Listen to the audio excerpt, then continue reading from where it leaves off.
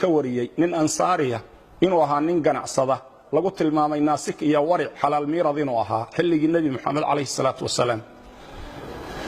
ninkaasi inuu maalin maalmaha kamida isagoo safar doonaya soo maray tuulooyinka iyo magaalooyinka deegaanka bani aadamka kamida oo dhinaca shaam inay ahayd lagu tilmaamay ninkii waxa uu warsaday cid gaadiidleeya oo uu kaashado oo uu weheshado oo dariiqa marisa waxa loo sheegay nin dadka ka kireeya fardo ninkiiba farda iyo gaadiid ka kireeyay ninkaasoo tuugaha asalkiisa yaa markii wadadii dhexda la sii marayay wuxuu yiri wadadan inagu leex waxa uu yiri war wadadan haynagu leexina tana raadkiya dadka cagtoodu ka muuqataaya ina mari wuxuu yiri may anigu tana aqaano tana dhow oo tana toobiya wadadii ayuu ka hormaray ninkii dabeedna markii hawd halkaas ahiya kayniya dhul qariiba la dhex maray iyo togag la maraayo yaa wuxuu tusay lafa dad badan oo dhintay waxa uu ku yiri intaasoo aadama ah aniga ayaa dilay waxaana u qoonsaday inaan furto oo sidaan adiga maanta qaadicu dariiqa kuugu ahay aan maalkaaga iyo dhiigaagaba banaysto wuxuu ku yiri maalka iska qaado laakiin dhiigayga ii badbaadi awlaadaydii iyo ehelkaygii aan u noqdo hooyadayba kaligay dhashay sidii loo hantaatici lahaa ayuu aad u calacalay wuxuu ku yiri inta aan dilayba hadal fiican way yiraahdeen qofna sakama maqal waxa uu yiri waxaan ku yiri warafar rakacadood intaan tukanayo ma ii kaadin kartaa mar hadaad dilayso markaas wuxuu yiri waxa tukataa inta aad rabto waxa uu yiri waxaan bilaabay salaad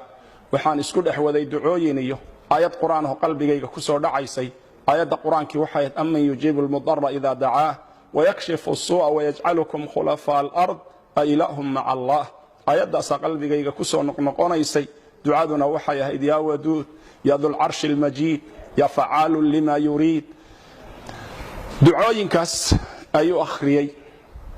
aghithni ya mughith wa aghithni bi ku'al ali ducada markuu akhriyay yaa rakacadihiisa ku dhex jiray yaa wuxuu lusku la hortaagnaa warankii uu ku dili lahaa ayuu la hortaagnaayo dhaqso ayuu lahaa wuxuu u jeeday ninkii oo durbadiiba xagga dambe jaleecay oo dhinaca fiiriyay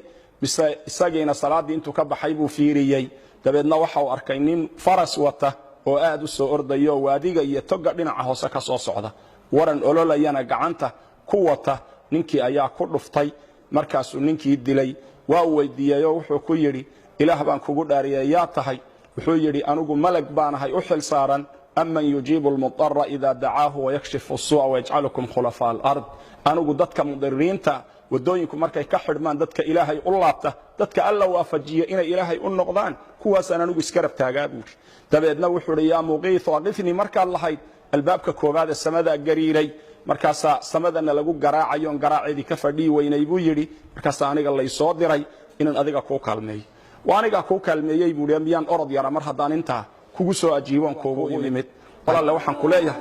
kuma amraya waxaan ka dalbayaa sin xariisa shariidka kooban oo ayadaha quraanka iyo xadiiska iyo qisaska islaamiga ku duuban yihiin cid aad gaarsiin karto dhan gaarsii inta kuugu jirto dhan la sheer garay